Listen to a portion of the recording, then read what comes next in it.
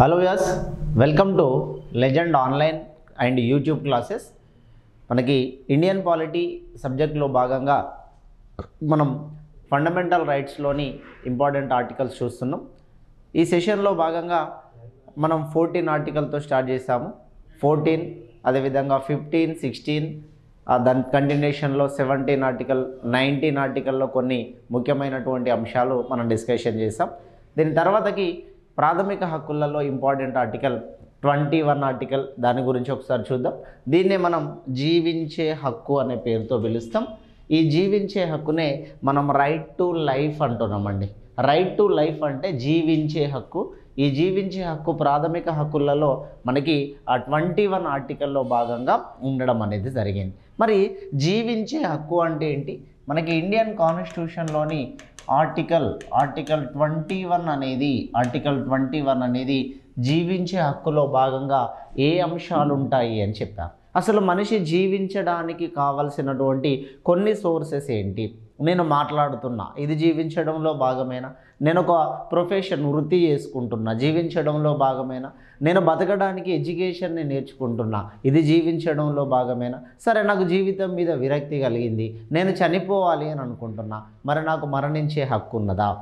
నేను సూసైడ్ చేసుకోవాలనుకుంటున్నా, నాకు ఆత్మహత్య చేసుకునే హక్కు ఉందా? ఈ పాయింట్స్ అన్నీ కూడా మనకి 21 ఆర్టికల్లో భాగంగా మనం డిస్కషన్ చేద్దాం.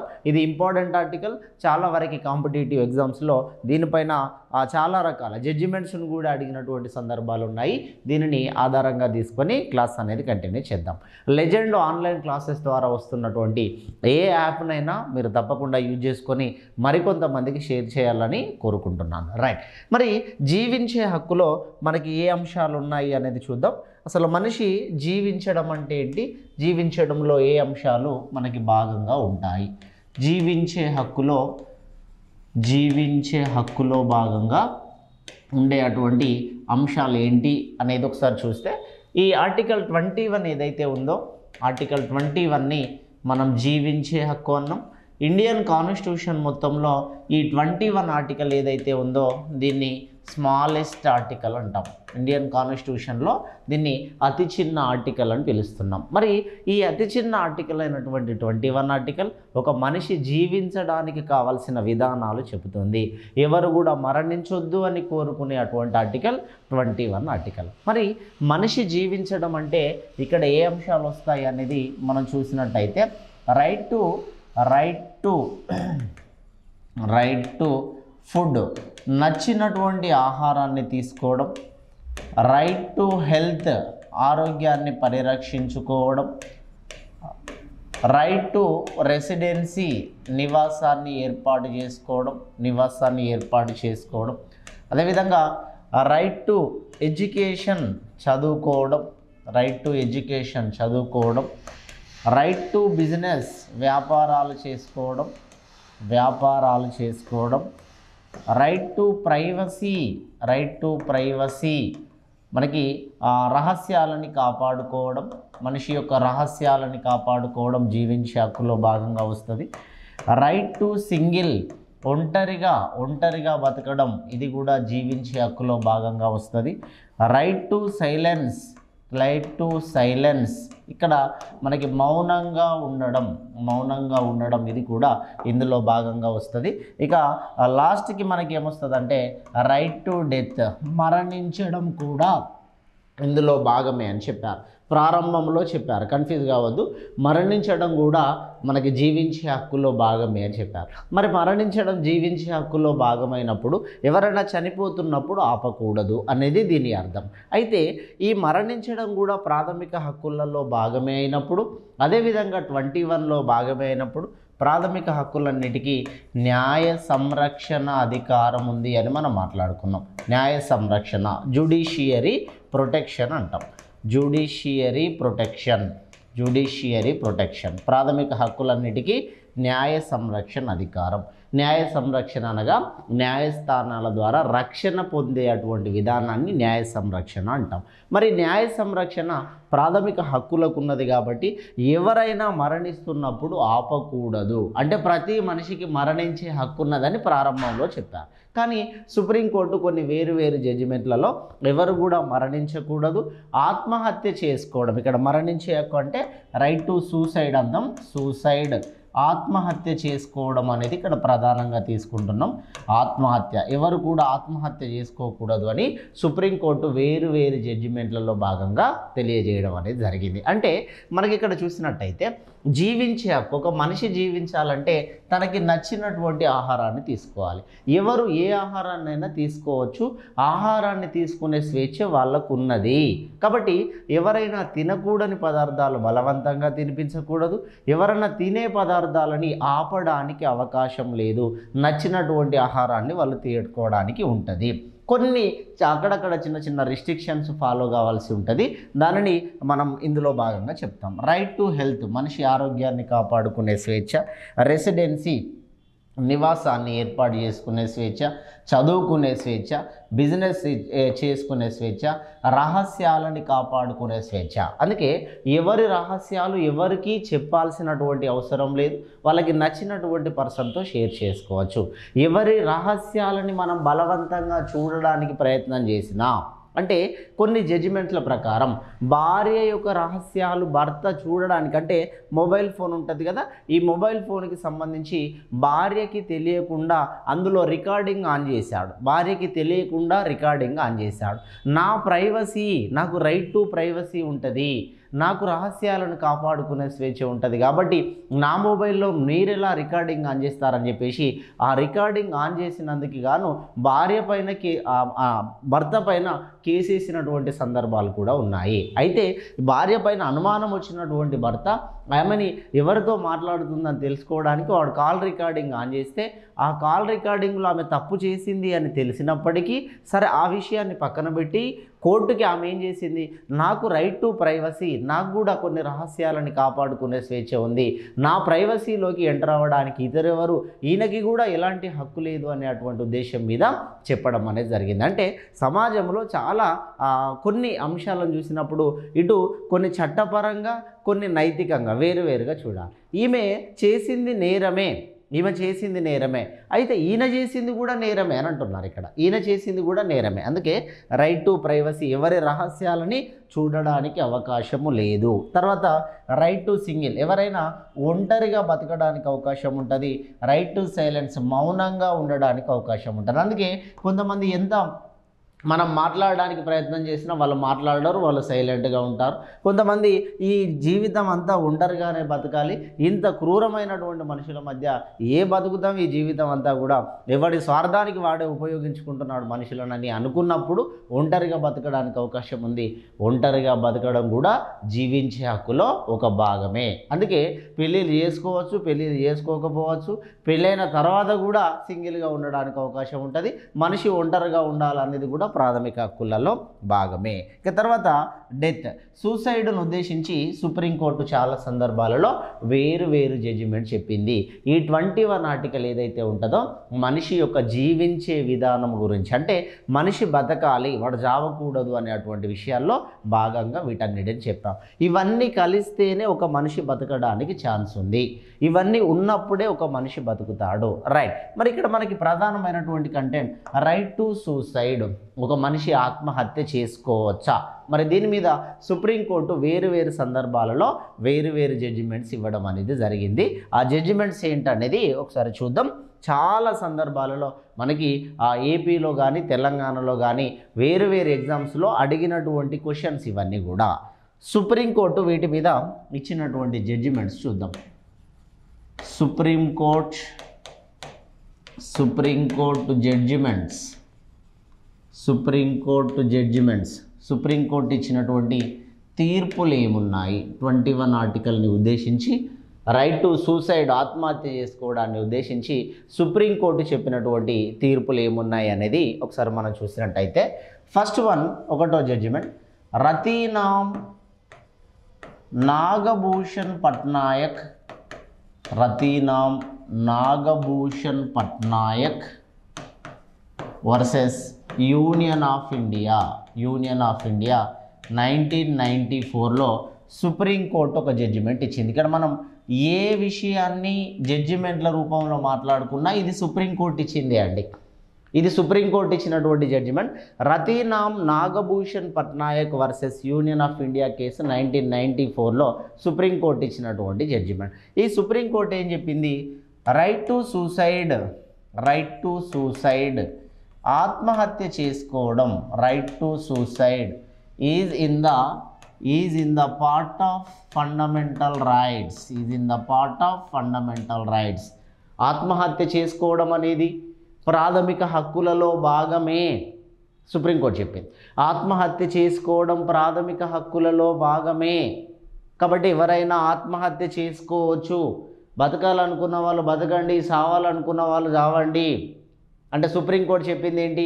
వాళ్ళ జీవన విధానాన్ని బట్టి, వాళ్ళ పరిస్థితులను బట్టి ఎవరైనా సూసైడ్ చేసుకుంటే అది కూడా ప్రాథమిక హక్కులలో భాగంగానే మనం పరిగణించుకోవాలి, కానీ వాళ్ళపైన కేసు వేయకూడదు అని చెప్పినారు. అయితే ఈ విషయాన్ని ఆధారంగా తీసుకొని రైట్ టు సూసైడ్ ఏదైతే ఉందో ఇది సూసైడ్ చేసుకోవడం ప్రాథమిక హక్కుల్లో భాగమే అని చెప్పినారు. కాబట్టి చాలామంది సూసైడ్ చేసుకోవడానికి ప్రయత్నాలు చేసినటువంటి సందర్భాలు ఉన్నాయి, చాలామంది మరణించినటువంటి సందర్భాలు ఉన్నాయి. ఎందుకు?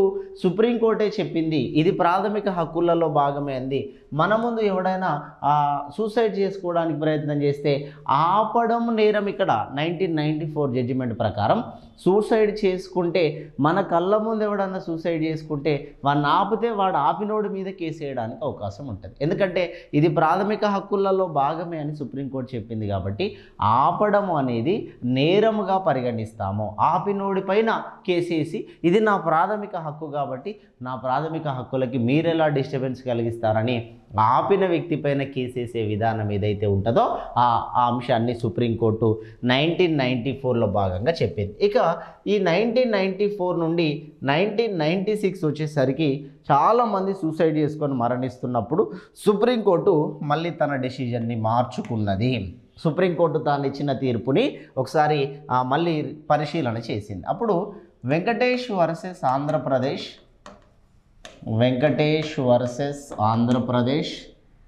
1996లో భాగంగా ఒక జడ్జిమెంట్. ఇది మూడోది. జ్ఞాన్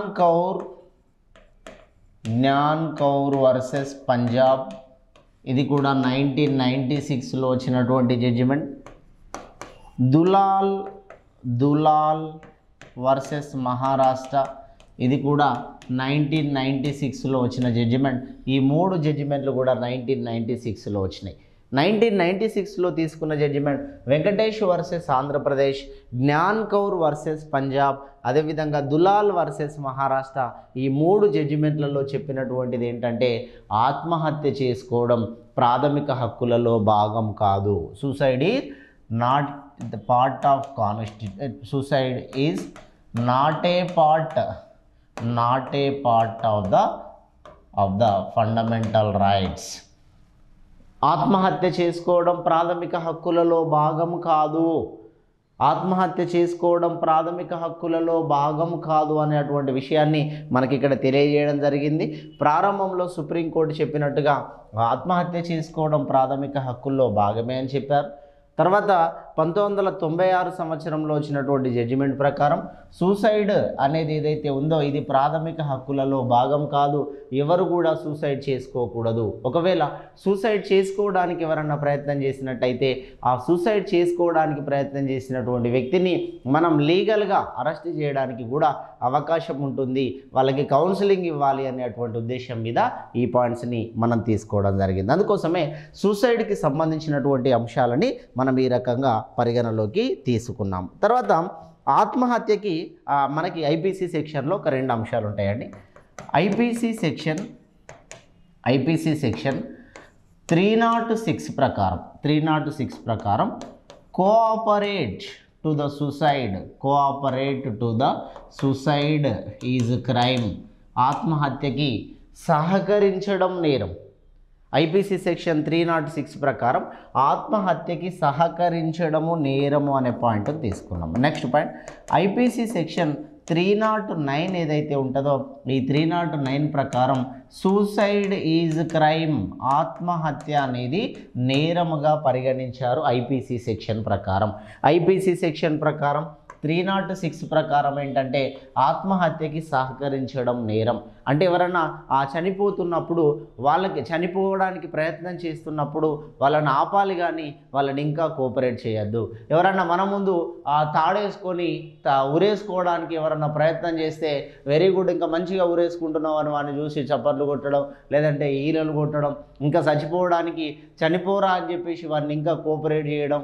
ఏదో సినిమాలో బ్రహ్మానంద అనే వాళ్ళ కొడుకు ఆ తాడుతోటి వాడు ఊరేసుకున్నప్పుడు అరే మా నాన్నను ఊపండ్రా ఉయ్యాలు ఊగుతున్నాడని వాడిని ఊపినట్టుగా ఎవరన్నా ప్రయత్నం చేసినట్టయితే అది సూసైడ్ చేసుకోవడానికి కోఆపరేట్ చేసినట్టుగా అవుతుంది. ఇంకెవరైనా తలగబడడానికి ప్రయత్నం చేసినప్పుడు కొంచెం పెట్రోల్ తక్కువైంది అన్నప్పుడు పెట్రోల్ పట్టుకొని ఇవ్వడం కావచ్చు, లేదా పెట్రోల్ అంతా పోసుకొని అగ్గిపెట్టె మర్చిపోయిన మహానాయకులు ఉన్నారు కొంతమంది మన వాళ్ళు. పెట్రోల్ అంతా పైన పోసుకొని అగ్గిపెట్టె మర్చిపోయాను, ఒకసారి ఆ అగ్గిపెట్టి ఇచ్చిపోమని చెప్పినప్పుడు అట్లాంటి ఎవరైనా సహకారం చేసినట్టయితే, చనిపోవడానికి ఎవరైనా సహకారం చేసినట్టయితే ఆ సూసైడ్కి కోఆపరేట్ చేసినటువంటి వాళ్ళపైన కేసు నమోదు చేయడం అనేది జరుగుతుంది. ఇక వీటితో పాటు ఐపీసీ సెక్షన్ 302, ఐపీసీ సెక్షన్ 302 దీన్నే మనం డెత్ పెనాల్టీ అంటాం. డెత్ పెనాల్టీ, మరణశిక్ష. ఐపీసీ సెక్షన్ 302 ప్రకారం మరణశిక్ష అని అంటాము. దీన్నే ఉరిశిక్ష అని చెప్పడానికి అవకాశం ఉంటుంది. భారతదేశంలో మరణశిక్ష అంటే ఉరిశిక్షే అండి. భారతదేశంలో మరణ శిక్ష అంటే ఉరిశిక్షే. ప్రపంచ దేశాలలో మరణశిక్ష అంటే అందరూ చూస్తుండగా వాడిని కాల్చి చంపేస్తారు, అందరూ చూస్తుండగా బహిరంగంగా వాడిని ఉరిదీసి చంపేస్తారు, అందరూ చూస్తుండగా వాళ్ళని రాళ్లతో కొట్టి చంపేస్తారు. కానీ భారతదేశంలో మంచి దేశం కాబట్టి భారతదేశంలో మరణశిక్ష అంటే ఉరిశిక్ష. తీర్పిచ్చేటువంటి జడ్జి కనుక ఐపీసీ సెక్షన్ 302 ప్రకారం వీడిని ఉరిదీయండి అని చెప్పి జడ్జిమెంట్ ఇస్తే ఆ జడ్జిమెంట్ ఇచ్చినటువంటి వ్యక్తి ఆ పెన్నును విరిచివేయాలి అనేది మన దేశానికి సంబంధించినటువంటి సాంప్రదాయము. ఆ పెన్నును విరిచివేయాలి ఎప్పుడైతే ఐపీసీ సెక్షన్ 302 అని. మరి వానికి ఉరిశిక్ష విధిస్తున్నాము అని చెప్పగానే వెంటనే వాడిని చంపరు మన దేశంలో. ఉరిశిక్ష విధిస్తున్నాము అనగానే వాడిని చంపరు. అప్పుడు వాడు 72 ఆర్టికల్ ప్రకారం రాష్ట్రపతికి క్షమాభిక్ష కోరుకునే అధికారం ఉన్నది. 72 ఆర్టికల్ ప్రకారం 161 ఆర్టికల్ ప్రకారం గవర్నర్కి క్షమాభిక్ష కోరుకునే అధికారం ఉన్నది. అంటే నా ఉరిశిక్షని రద్దు చేయండి అని, నా ఉరిశిక్షని రద్దు చేసి వేరే శిక్షగానన్నా మార్చండి కానీ నన్ను చంపకండి అని రిక్వెస్ట్ చేసుకునే అటువంటి అధికారం ఉన్నది. అందుకోసమే ఎవరిని భారతదేశంలో అంటే ఈ ఉరిశిక్ష విధించండి అని చెప్పగానే వాడిని వెంటనే తీసుకొని పోయి చంపే అటువంటి విధానాలు మన భారతదేశంలో లేదు. వాడు చేసే అటువంటి ప్రయత్నాలు వాడు చేస్తాడు. అప్పుడు రాష్ట్రపతి కానీ, లేకపోతే గవర్నర్ కానీ, లేదంటే ప్రభుత్వాలు కానీ, లేదంటే సుప్రీంకోర్టు హైకోర్టు కానీ ఆలోచన చేసి, సుప్రీంకోర్టు హైకోర్టు కానీ ఆలోచన చేసి ఆ ఆలోచన విధానంలో భాగంగా వాళ్ళకి ఏమైనా ఎగ్జింప్షన్ ఇవ్వడానికైతే ఛాన్స్ ఉంటుంది. అంటే మనకి సుప్రీంకోర్టు దేనిపైన ఇచ్చినటువంటి జడ్జిమెంట్ అనేవన్నీ కూడా సుప్రీంకోర్టు 21 ఆర్టికల్లో భాగంగా ఎవరైనా సూసైడ్ చేసుకోవడానికి ప్రయత్నం చేస్తే ఆ ప్రయత్నం చేసినటువంటి వ్యక్తులు ఎవరైతే ఉన్నారో వాళ్ళకి సంబంధించి ఇచ్చినటువంటి జడ్జిమెంట్. అంటే ఫైనల్గా నువ్వు చనిపోవడానికి అవకాశం లేదు, ఖచ్చితంగా బతికి ఉండాలి అనేది మనం కోరుకున్నాం. ఇక తర్వాత 5th జడ్జిమెంట్ చూద్దాం. Next judgment number 5. Bachan Singh versus union of India 1980 సంవత్సరంలో వచ్చిన జడ్జిమెంట్. అదేవిధంగా Kehar Singh versus union of India 1980లో వచ్చిన మరొక జడ్జిమెంట్. ఈ రెండు జడ్జిమెంట్ల ప్రకారం డెత్ పెనాల్టీ, మరణశిక్ష ఏదైతే ఉంటుందో death penalty was not against of fundamental rights. మరణశిక్ష అనేది ప్రాథమిక హక్కులకి విరుద్ధం కాదు. ఎవరైతే తప్పు చేసిన వ్యక్తి ఉంటారో ఆ తప్పు చేసినటువంటి వ్యక్తిని కోర్టులు శిక్షిస్తాయి. అట్లా మరణశిక్ష విధించే అంతటి తీవ్రమైన తప్పు చేసిన వాడు ఎవరైతే ఉంటారో ఆ తప్పు చేసిన వాడిని తప్పకుండా కోర్టు శిక్షిస్తుంది. మరి తప్పు చేసిన వాడిని కోర్టు శిక్షిస్తే అట్లా వాడిని మరణశిక్ష విధించడం అనేది ప్రాథమిక హక్కులకి విరుద్ధంగా భావించవద్దు. ఎందుకంటే వీడు కూడా మనిషే, వీనికి కూడా 21 ఆర్టికల్ ప్రకారం జీవించే హక్కు ఉంటుంది కదా. అట్లా తప్పు చేసినోడిని మన ఉరిశిక్ష విధిస్తే వాడు చచ్చిపోతే వాని ఫండమెంటల్ రైట్స్ డిస్టర్బ్ అవుతాయి కదా అని అనుకోవడానికి లేదు. ఎందుకంటే తప్పు చేసిన వాడు ఎవడైనా పర్లేదు, న్యాయ ప్రకారంగా చట్ట ప్రకారంగా వాడిని తప్పకుండా శిక్షించాలి అనేటువంటి విధానాన్ని మనకి కోర్టులు ఈ దేశంలో భాగంగా తీసుకున్నాయి. అయితే ఇక్కడ మీకు తెలియాల్సింది ఏంటంటే మరి మరణశిక్ష ఎవరు విధిస్తారంటే మరణశిక్ష సెషన్స్ కోర్ట్ అంటామండి. మరణశిక్ష విధించే అధికారము సెషన్స్ కోర్టుకి మాత్రమే ఉంటుంది. మరణశిక్ష విధించే అధికారం సెషన్స్ కోర్టుకు ఉంటుంది. దీనినే మనం క్రిమినల్ కోర్టు అనడానికి అవకాశం ఉన్నది. సెషన్స్ కోర్టు లేదా క్రిమినల్ కోర్టు అనడానికి అవకాశం ఉన్నది. మరి క్రిమినల్ కోర్టు సెషన్స్ కోర్టు అంటే ఏంటి సార్ అంటే ఇది అంటే డిస్ట్రిక్ట్ కోర్టుకి సంబంధించి డిస్ట్రిక్ట్ కోర్టుని మనం 2 భాగాలుగా చేయవచ్చు. అదే జడ్జీలు జడ్జీలు ఉంటారు. డిస్ట్రిక్ట్ కోర్టులో భాగంగా మనకి district court civil matters deal చేస్తున్నప్పుడు district court civil matters deal చేస్తున్నప్పుడు దాన్ని సివిల్ కోర్టు అంటారు. సివిల్ మ్యాటర్స్ డీల్ చేస్తున్నప్పుడు దాన్ని సివిల్ కోర్టు అని అంటారు. క్రిమినల్ మ్యాటర్స్ని డీల్ చేస్తున్నప్పుడు దాన్ని క్రిమినల్ కోర్టు లేదా సెషన్స్ కోర్టు అని పేరుతో పిలుస్తారు. మళ్ళీ గుర్తుంచుకోండి, డిస్ట్రిక్ట్ కోర్టులో అనుకుందాం ఒకవేళ 10 జడ్జెస్ ఉన్నారు అనుకుందాం. డిస్ట్రిక్ట్ కోర్టులో ఒక 10 మంది జడ్జీలు ఉన్నారు. ఈ 10 మంది జడ్జీలే సివిల్ కేసులను వాదిస్తారు, ఈ 10 మంది జడ్జీలే క్రిమినల్ కేసులను వాదిస్తారు. అయితే వాదించే స్వభావాన్ని బట్టి వాళ్ళు సివిల్ కేసులను వాదిస్తున్నప్పుడు ఆ కోర్టును సివిల్ కోర్టు అంటారు, ఆ జడ్జీలని సివిల్ జడ్జీలు అంటారు. వీళ్ళే క్రిమినల్ కేసులను వాదిస్తారు, ఆ క్రిమినల్ కేసులను వాదిస్తున్నప్పుడు దాన్ని క్రిమినల్ కోర్ట్ అని లేదంటే సెషన్స్ కోర్ట్ అనే అటువంటి పేరుతో పిలుస్తారు. జడ్జీలు వాళ్ళే ఉంటారు. వాదించే స్వభావాన్ని బట్టి కేసులని వేరువేరుగా తీసుకుంటాం. ఇక్కడ సివిల్ కేసెస్ అంటే ఏమొస్తాయి సార్ అంటే రైట్, ఇక్కడ ఆ పాయింట్ కూడా మీకు తెలియాలి. సివిల్ మ్యాటర్స్ కేసులో ఏ అంశాలను తీసుకుంటాము అనేది చూసినట్టయితే సివిల్ మ్యాటర్స్లో మనం మ్యారేజ్ వివాహానికి సంబంధించిన విషయాలు కానీ, డివోర్స్ విడాకులకు సంబంధించిన విషయాలు కానీ, అడాప్షన్ దత్తతకి సంబంధించినటువంటి విషయాలు కానీ, మెయింటెనెన్స్ అంటే భరణము లేదా మనోవర్తి అంటాం, లేదా మనోవర్తి అనే పేరు మీద పిలుస్తాం. విడిపోయిన తర్వాత భర్త భార్యకి ఇచ్చే అటువంటి డబ్బుని మనకి మనోవర్తి అనే పేరు మీద మనం తీసుకుంటాం. ఇక తర్వాత సక్సెషన్ అంటే వారసత్వానికి సంబంధించింది. ఇక తర్వాత ప్రాపర్టీ డిస్ట్రిబ్యూషన్ ఇది ఆస్తి పంపకానికి సంబంధించినటువంటి విషయాలని మనకి సివిల్ మ్యాటర్స్ అంటాం. సివిల్ కేసులు అనంటే అందులోకి వచ్చేటువంటివి వివాహాలు, విడాకులు, దత్తత తీసుకోవడాలు, మెయింటెనెన్స్ చెల్లించడాలు, వారసత్వము, తర్వాత ప్రాపర్టీ డిస్ట్రిబ్యూషన్ ఆస్తి పంపకాలు, ఇవన్నిటిని కూడా సివిల్ కేసెస్ అంటాం. ఇక ఇవి కాకుండా criminal cases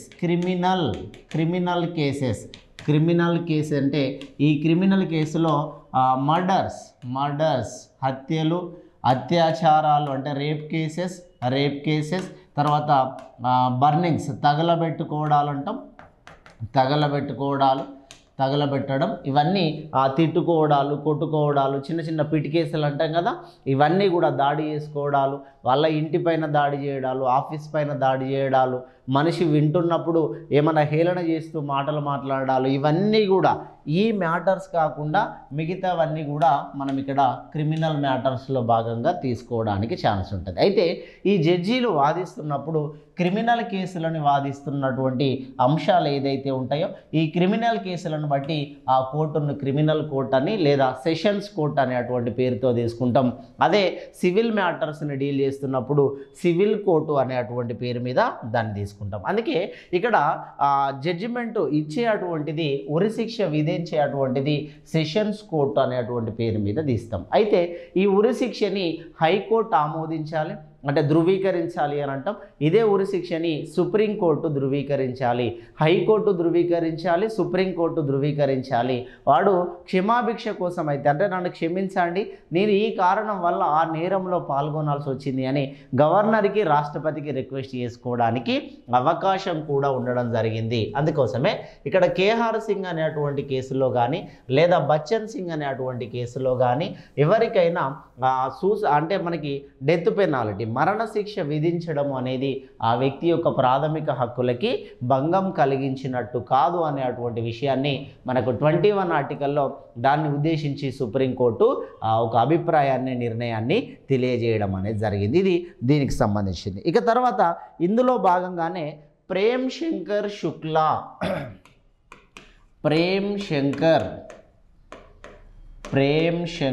Shukla versus union of India 1980లో జరిగినటువంటి మరొక case. Prem Shankar Shukla versus union of India అనేటువంటి ఆ కేసులో భాగంగా మనకు సుప్రీంకోర్టు తెలియజేసినటువంటి జడ్జిమెంట్ ఏంటంటే ఎవరిని కూడా నేరం నిరూపించడానికంటే ముందు చేతులకి సంకెళ్ళు వేయకూడదు. డోంట్ హ్యాండ్ కఫ్స్ అంటాం. హ్యాండ్ కఫ్స్ అంటే సంకెళ్ళు, హ్యాండ్ కఫ్స్ సంఖ్యలు విధించడం. విచారణ పూర్తి కాకుండా, నేరం చేశాడు అని తెలియకుండా, నేరం చేశాడు అనే నిరూపణ కాకముందుకే ఎవరికి కూడా హ్యాండ్ కఫ్స్ సంఖ్యలు వేయకూడదు. ఎందుకంటే ఆ సంఖ్యలు వేస్తే ఆయన యొక్క జీవించే హక్కుకి భంగం కలిగినట్టుగా భావిస్తారు. నేరం నిరూపించబడిన తర్వాత ఎవరినైనా అరెస్ట్ చేయండి, కానీ నేరం నిరూపించబడడానికంటే ముందు ఎవరికి కూడా సంఖ్యలు వేయడానికి అవకాశం లేదు, అనేటువంటి విషయాన్ని మనకి ప్రేమ్ శంకర్ శుక్లా అనేటువంటి కేసులో తెలియజేయడం జరిగింది. ఇక తర్వాత Lakshmidevi versus attorney general, Lakshmidevi versus attorney general అనేటువంటి మరొక జడ్జిమెంట్ అండి. లక్ష్మీదేవి వర్సెస్ అటార్నీ జనరల్ అనేటువంటి కేసులో ఖైదీ ఎవరైతే ఉంటారో ఆ ఖైదీని మనం బహిరంగంగా ఉరి తీయకూడదు. భారతదేశంలో ఉరిశిక్ష అనేది రహస్యంగా జరుగుతుందండి. ఖైదీలను ఎవరిని కూడా బహిరంగంగా ఉరి తీయకూడదు, రహస్యంగానే. అందుకే ఇక్కడ ఏం చెప్పారంటే బహిరంగ ఉరి అనేది భారతదేశంలో ప్రాథమిక హక్కులకి కానీ మన చట్టాలకి కానీ విరుద్ధం. అందుకే ఉరి తీసే సీన్ చూడండి, ఏదన్నా సినిమాలో భాగంగా ఉరి తీసాము అని వాడు బయటకు వచ్చి చెప్పేదాకా సమాజానికి తెలియదు. ఏ రాత్రి తీస్తారో తెలియదు, ఎంత తెల్లవారుజామున ఉరి తీస్తారో తెలియదు. ఉరి తీసే అటువంటి సంఘటనలు చాలా సీక్రెట్గా, రహస్యంగా ఎక్కడో ఆ దూరంలో జరుగుతాయి. అంటే ఆ గేటుకి దూరంలో జరుగుతాయి. అది జైలు వార్డెన్కి, అక్కడున్న కొంతమంది ఆ ఉద్యోగస్తులకి మాత్రమే తెలిసినటువంటి విషయం. కాబట్టి లక్ష్మీదేవి వర్సెస్ అటార్నీ జనరల్ అనేటువంటి కేసులో మనకి ఏం చెప్పారంటే బహిరంగంగా ఉరి తీయడం ఏదైతే ఉంటుందో అది వ్యక్తి యొక్క జీవించే హక్కుకి విరుద్ధంగా ఉండడం అనేది జరుగుతుంది. కాబట్టి ఇలాంటి అంశాలని మనం ఇందులో భాగంగా డిస్కషన్లోకి తీసుకోవడం జరిగింది. ఇట్లా మనకి ఇండియన్ కాన్స్టిట్యూషన్లో అదేవిధంగా మనకి జీవించే హక్కులో భాగంగా సుప్రీంకోర్టు దీనిపైన ఇనిషియేటివ్ తీసుకొని చాలా సందర్భాలలో అనేక విషయాలని మనకు సుప్రీంకోర్టు చెప్పిన జడ్జిమెంట్సే ఫైనల్ అండి. ఆ సుప్రీంకోర్టు ఏ విషయాన్ని అయితే మనకి జడ్జిమెంట్ రూపంలో చెబుతుందో దానిని మాత్రమే మనం పరిగణలోకి తీసుకోవాలి. Lakshmidevi versus attorney general. మరి అటార్నీ జనరల్ ఏంటండి, పాయింట్ వచ్చినప్పుడు దాని గురించి మొత్తం ప్రీవియస్గా ఉండే అటువంటి అంశాలన్నీ మనం మాట్లాడుకోవాలి. ఆ పర్సన్ యొక్క ప్రత్యేకతలు ఏంటి, ఆ పర్సన్కి సంబంధించినటువంటి ఆర్టికల్స్ ఏంటి. అటార్నీ జనరల్ గురించి ఇండియన్ కాన్స్టిట్యూషన్లో 76 అనే ఆర్టికల్ చెప్తుంది. అటార్నీ జనరల్ని కేంద్ర ప్రభుత్వానికి, సెంట్రల్ గవర్నమెంట్కి లీగల్ అడ్వైజర్ అనే అటువంటి పేరుతో పిలుస్తాం. కేంద్ర ప్రభుత్వానికి ప్రధాన న్యాయ సలహాదారుడు అటార్నీ జనరల్. ఈ అటార్నీ జనరల్ లోక్సభలో కానీ, అంటే అటార్నీ జనరల్ పార్లమెంటులో పాల్గొనడానికి అవకాశం ఉంటుంది, కానీ పార్లమెంటులో ఈయన సభ్యుడు కాదు. పార్లమెంటులో సభ్యత్వం లేకుండా పాల్గొనే ఒకే ఒక వ్యక్తి, పార్లమెంటులో సభ్యత్వం లేకుండా పాల్గొనే అటువంటి వ్యక్తి ఎవరండి అని అంటే మనకి అటార్నీ జనరల్. ఈ అటార్నీ జనరల్ ఆ సమావేశాలను ఉద్దేశించి ప్రసంగిస్తాడు. వాళ్ళకి ఏమైనా సందేశాలు కావాలి అని అంటే వాళ్ళకి సంబంధించినటువంటి కొన్ని సలహాలు ఇస్తాడు. కానీ అటార్నీ జనరల్కి ఈ దేశంలో భాగంగా ఓటు వేసే హక్కు లేదు. అటార్నీ జనరల్ అంటే కేంద్ర ప్రభుత్వానికి న్యాయ సలహాదారుడు. ఆర్టికల్ 165 మనకి ఏం చెప్తుందంటే అడ్వకేట్ జనరల్ గురించి చెప్తుంది. 165 అడ్వకేట్ జనరల్ గురించి చెప్తుంది. 76 అటార్నీ జనరల్ గురించి చెప్తుంది. ఈ అడ్వకేట్ జనరల్ ఎవరండి అని అంటే legal adviser to the state government, రాష్ట్ర ప్రభుత్వానికి ప్రధాన న్యాయ సలహాదారుడు ఎవరండి అని అంటే అడ్వకేట్ జనరల్. కేంద్ర ప్రభుత్వానికి ప్రధాన న్యాయ సలహాదారుడు ఎవరండి అని అంటే మనకి అటార్నీ జనరల్. ఇట్లా అటార్నీ జనరల్, అడ్వకేట్ జనరల్ అనేటువంటి అంశాలని మనం మాట్లాడుకుంటాం. ఇక తర్వాత ఇందులో భాగంగా మనకి 9th జడ్జిమెంట్ ఒకటి చూద్దాం. Maneka Gandhi versus union of India. Maneka Gandhi versus union of India 1978లో వచ్చినటువంటి ఒక జడ్జిమెంట్ అండి. Maneka Gandhi versus union of India అనేటువంటి కేసులో విదేశాలకి వెళ్ళడం కూడా ఇది ప్రాథమిక హక్కులలో మరీ ముఖ్యంగా జీవించే హక్కులో భాగమే. విదేశాలకి వెళ్ళడం కూడా ప్రాథమిక హక్కులలో మరీ ముఖ్యంగా జీవించే హక్కులో భాగమే కాబట్టి విదేశాలకి వెళ్ళడానికి అవకాశం ఉంటుంది. కానీ ఆ విదేశాలకి వెళుతున్నప్పుడు కొన్ని రిస్ట్రిక్షన్స్ విధించేటువంటి అధికారం ప్రభుత్వానికి ఉంటుంది. ప్రభుత్వము ఎందుకు రిస్ట్రిక్షన్స్ విధిస్తున్నామో కొన్ని రీజన్స్ని అందరికీ చెప్పాల్సినటువంటి అవసరం లేదు. అంటే మేనకా గాంధీ ఎవరైతే ఉన్నారో ఈమె ఉమెన్ మీటింగ్ కోసం, అంటే మహిళా సదస్సు కోసం ఈమె అమెరికా దేశానికి వెళ్ళాల్సినటువంటి పరిస్థితులలో ఈ మేనకా గాంధీ యొక్క పాస్పోర్టుని మనకి రద్దు చేశారు.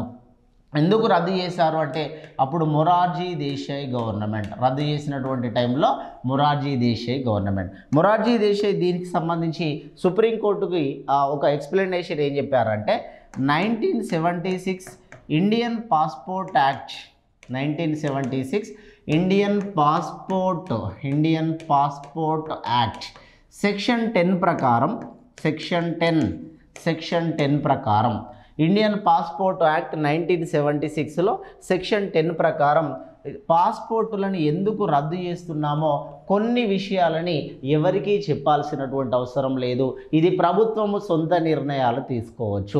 అంటే ఇండియన్ పాస్పోర్ట్ యాక్ట్లోని సెక్షన్ 10 మనకి ఏం చెప్తుంది అని అంటే కొన్ని ప్రత్యేక పరిస్థితులలో, అది ఆరోగ్యం రీత్యా కావచ్చు లేదా అక్కడ ప్రమాదం జరిగేటువంటి రీత్యా కావచ్చు, ప్రభుత్వం కొన్ని డెసిషన్స్ తీసుకొని కొంతమంది యొక్క పాస్పోర్ట్ని రద్దు చేయవచ్చు.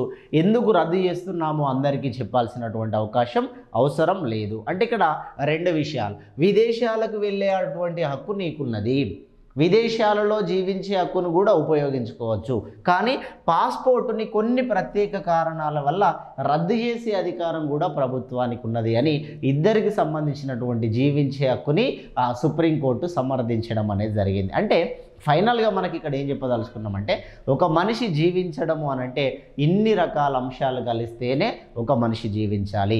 ఎవరిని కూడా ఆత్మహత్య చేసుకోవడానికి ప్రయత్నం చేయకూడదు. ఎందుకంటే ఇంత జీవితం మళ్ళీ ఉంటుందా లేదా ఎవడు చెప్పలేడు. ఒక మనిషికి 2 జీవితాలు 3 జీవితాలు ఉంటాయని ఏ సైంటిస్ట్ చెప్పలేదు. ఏ మత గ్రంథాలన్నా ఎవడైనా బాబాలు స్వామీజీలన్నా చెప్పినా అవన్నీ కల్పితాలు మాత్రమే. ఒక మనిషికి 2 జన్మలు ఉంటాయని మన సైంటిఫికల్ మనుషులం కాబట్టి మనిషికి 2 జన్మలు ఉంటాయని ఏ శాస్త్రవేత్త కూడా చెప్పలేదు. కాబట్టి ఉన్నటువంటి జీవితం ఏదైతే ఉంటుందో దీన్ని మనం ఖచ్చితంగా అనుభవించాల్సిందే, ఉన్నతమైనటువంటి స్థాయిలోకి పోవాల్సిందే. సూసైడ్ చేసుకునే అంత ఘోరమైనటువంటి పరిస్థితులు ఉంటే కనుక ఆ కుటుంబాన్ని దృష్టిలో పెట్టుకోండి. సూసైడ్ చేసుకున్నటువంటి కుటుంబాలను కనుక మీరు మళ్ళీ వెనక్కి పోయి ఒకసారి చూసినట్టయితే చాలా దారుణమైనటువంటి పరిస్థితుల్లో ఉంటారు. ఆ కుటుంబానికి నువ్వు ఒక్కడివే అయితే, నువ్వు ఉన్నటువంటి ఒక్కడివి చచ్చిపోతే నువ్వు చస్తావు, నీ దినాలు చేస్తారు, నీ సంవత్సరికాలు చేస్తారు, కానీ ఆ కుటుంబానికి తీరని లోటు జరుగుతుంది. నిన్ను కన్నటువంటి తల్లిదండ్రులు ఎవరైతే ఉంటారో వాళ్ళకి తీరని లోటు జరుగుతుంది.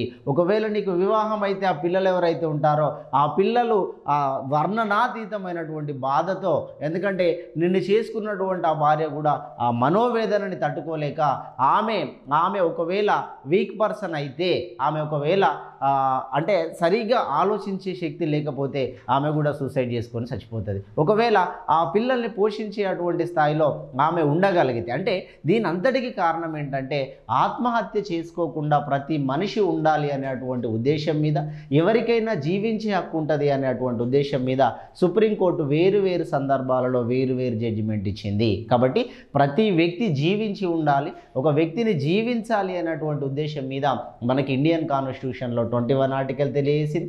ఈ 21 ఆర్టికల్ ఒక మనుషులకే కాకుండా అనేక జీవరాశులకు కూడా జీవించే హక్కును కల్పించింది. అందుకే మనం ఎక్కడన్నా రోడ్లపైన వెళ్తున్నప్పుడు చిన్నగా ఆ మేకకు దాకిచ్చినా లేకపోతే ఓ గేదెకు దాకిచ్చినా ఆ గేదెలను చంపడం పెద్ద కేసు అని ఎందుకంటామంటే జీవించే హక్కు వాటికి కూడా ఉన్నది. చిన్నగా ఎక్కడన్నా గ్రామీణ ప్రాంతాల్లో పర్యటిస్తున్నప్పుడు చిన్నగా నీ బండికి ఒక కోడి దాకినా కోడి కేసు మనిషిని చంపిన దానికంటే పెద్ద కేసు అని చెప్పేసి అప్పుడప్పుడు మన వాళ్ళు అంటారు. అంటే ప్రతి జీవరాశి కూడా ఈ భూమి మీద ఉన్నటువంటి ప్రతి ఆ జీవరాశికి, జంతువుకి, పక్షులకి, పశుపక్షాదులకి, ప్రతి వాళ్ళకి కూడా జీవించే హక్కును కల్పించి అందరూ బతకాలని కోరుకునేటువంటి ఆర్టికల్ 21 ఆర్టికల్. కాబట్టి ప్రతి మనిషి జీవించడానికే ప్లాన్ చేసుకోండి. ఎన్ని సమస్యలు వచ్చినా ఫస్ట్ మనం బతికి ఉండాలి.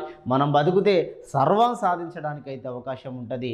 ఇది 21 ఆర్టికల్కి సంబంధించినటువంటి విషయం. రైట్, ప్రతి క్లాసుని మీరు వినండి, లైక్ చేయండి, షేర్ చేయండి, కామెంట్ చేయండి.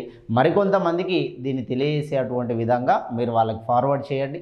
లెజెండ్ ఆన్లైన్ క్లాసెస్ ద్వారా లేదా లెజెండ్ యూట్యూబ్ ద్వారా వస్తున్నటువంటి ప్రతి క్లాసును మీరు ఉపయోగించుకొని మీ లైఫ్ సక్సెస్ కావాలని మా లెజెండ్ క్లాసెస్ ద్వారా వస్తున్న ప్రతి యాప్ మీ జీవితాన్ని మలిచే విధంగా ఉండే అటువంటిది. ఎందుకంటే ఇక్కడ చెప్పే అటువంటి ఫ్యాకల్టీస్ అంతా ఎక్స్పర్ట్ ఫ్యాకల్టీస్ కాబట్టి ప్రతి కంటెంట్ను మీరు యూజ్ చేసుకోవాలని కోరుకుంటున్నాం. ప్రతిదీ కూడా మీకు నోటిఫికేషన్ల రూపంలో వస్తుంది, చూసి ఫాలో కండి. Thank you very much. Thank you.